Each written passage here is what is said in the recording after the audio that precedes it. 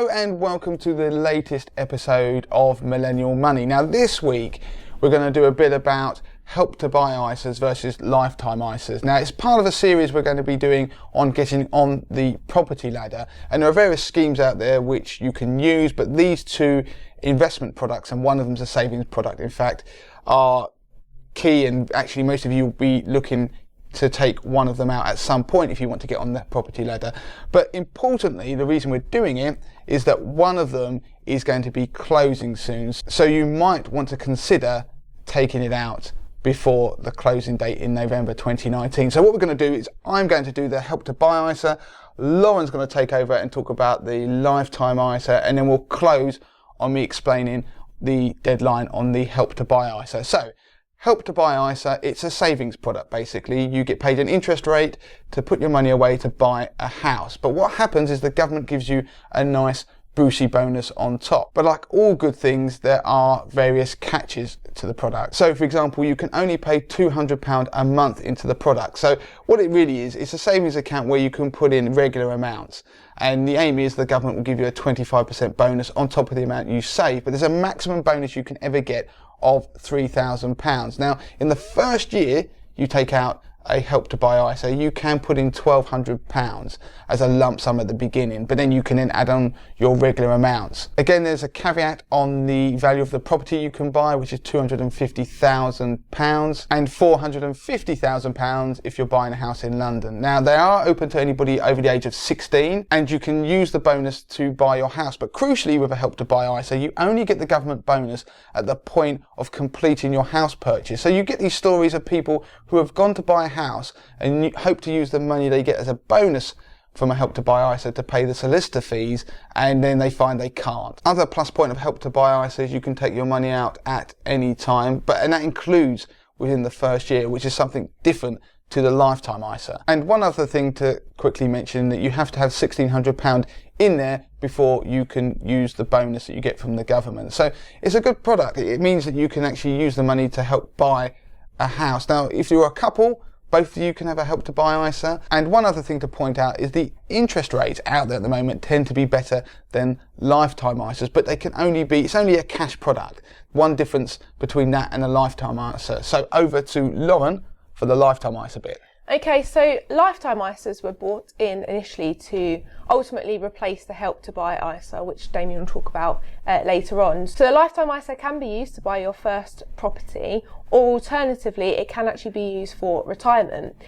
Lifetime ISAs are either cash ISAs or they can also be invested, so in a stocks and shares ISA. The interest on a cash lifetime ISA is typically less than a help to buy ISA, but there are actually other benefits with a lifetime ISA which make it marginally better than the help to buy ISA, in my opinion. So with a lifetime ISA you can put in up to £4,000 per year rather than the £200 maximum monthly limit with the help to buy ISA. The maximum bonus you can get with a lifetime ISA is £32,000, but that is assuming that you pay for the maximum amount of time, which is 32 years from the period that you're 18 until you can stop paying into it when you are 50. So to take out a lifetime ISA, you have to be at least 18 years old and you have to take one out before your 40th birthday.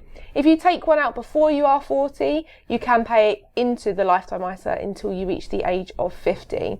If you don't use it for buying a home, you can pay into it until you reach 50, and then you can use it for retirement, but you cannot access the money until you reach 60 years old. If you use the lifetime ISA to buy a property, you can only buy a property with a maximum value of £450,000, and that's wherever you are. That's the maximum limit. So that's actually better than the help to buy ISA. With the lifetime ISA, you cannot actually use the funds to buy a property until you have had it open for at least 12 months. So that's different to the help to buy ISA, where you can obviously access the funds after you have accrued £1,600. With the lifetime ISA, the interest is accrued annually on top of the bonus, which is actually paid in monthly as you go along. Like the help to buy ISA, if you are in a couple wanting to buy a property, you can have one each. So then obviously you can maximise the bonus that you can put towards your house deposit. And you can also have a Help to Buy ISA and a lifetime ISA, but you can only use one bonus to buy a property. So you've got that dynamic between the two. So if you take your money out early on a lifetime ISA, if you decide you're not going to buy a house, you're not going to retire, and you take your money out, what happens? You get a 25% penalty. Think about it of actually taking back the bonus you've been accruing over time.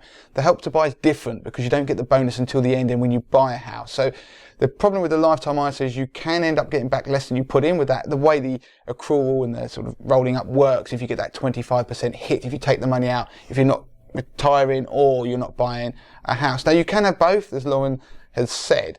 The problem is you can only use the bonus to buy a house from one of them. So that would get to the point where you have to decide which is best for you. So Help to Buy has been good for people who want to buy a house relatively quickly, i.e. less than a year. They only put it in small amounts, but there's less strict age limits with a Help to Buy ISA. So the reason we're doing this video is because in November this year, November 2019, Help to Buy ISAs are closing.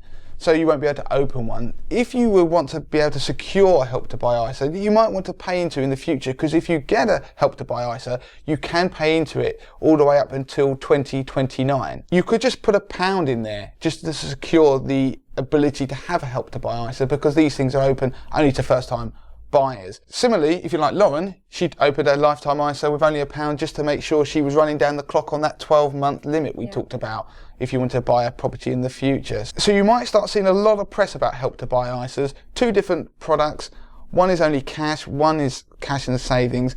But if you want to have the possibility of using Help to Buy ISA in the future, then you need to open one before November 2019. So that is it for this week. That's the end of the show. What we have done is got a first time buyer guide on the site, which we will link through to, which covers this and various other topics around buying a property. We're going to do some follow-up videos on this, and one final thing before we finish is that we're going to be doing a set of videos with a mortgage advisor where we're going to put some of your questions to them about taking out the mortgage. So anything you want, whether it's about what you should be doing with your finances ahead of applying for a mortgage, whatever it is, fire them in, send them to Lauren at lauren@moneytothemasses.com, and we'll put them to the mortgage advisor anonymously, of course, and then we'll put them on the future episodes of Millennial Money.